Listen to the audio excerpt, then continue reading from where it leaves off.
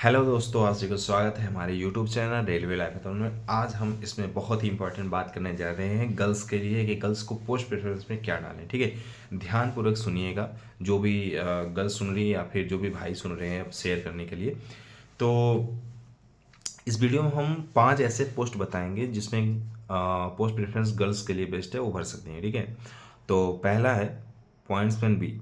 हाँ, पहला pointsman B, और मैंने क्यों इसे पहला चूज़ किया है ये हम लास्ट में बताएंगे। और दूसरा है असिस्टेंट TLNDC वर्कशॉप का।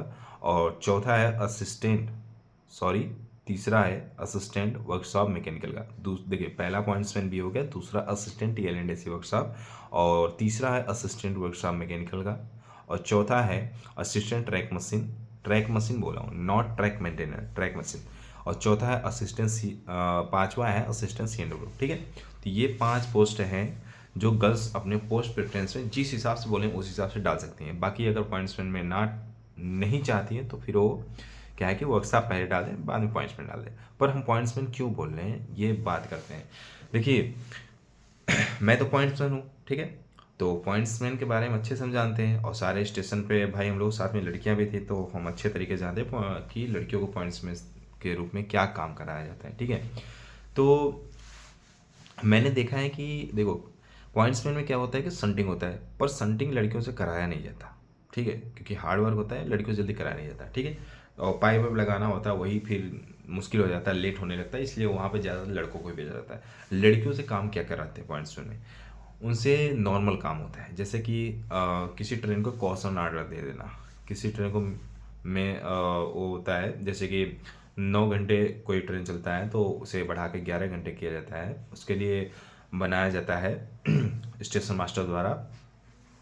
ठीक है, तो मेमो रहता है, उसको देना होता है। ठीक है, तो बस नॉर्मल सा है कि मेमो जाओ दे दो, क्वेश्चन ऑर्डर दे दो, और कोई जैसे है संटिंग कराने जा रहा है तो संटिंग ऑर्डर दे आओ, या फिर नॉर्मल काम होता है, बहुत ज़्यादा काम नहीं होता है, झंडी दिखा दो बस।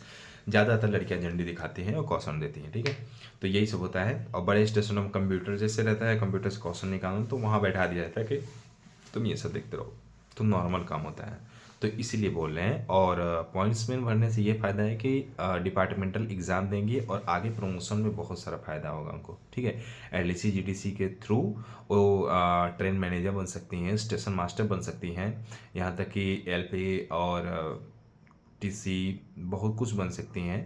तो प्रमोशन होने के चांसेस बहुत अच्छा खासा रहता है। ठीक है, और पॉइंट्समैन अगर बन जाओगे, और आर्ट मतलब इसमें क्या होता है ना कि पढ़ाई करने का भी आपको टाइम मिल जाएगा, और ख़ासकर लड़कियों को तो और अच्छे से टाइम मिल जाएगा। ठीक है, और अगर ब्रांच लाइन पे हैं, 12 घंटे की ड्यूटी है, तो वहाँ पे काम नहीं रहता, वहाँ तो संटिंग होती नहीं, मान लो बहुत कम होती है, बस मशीनों की कभी कभी होती है, एक लाइन से दूसरी लाइन घुमाना, बहुत नॉर्मल संटिंग।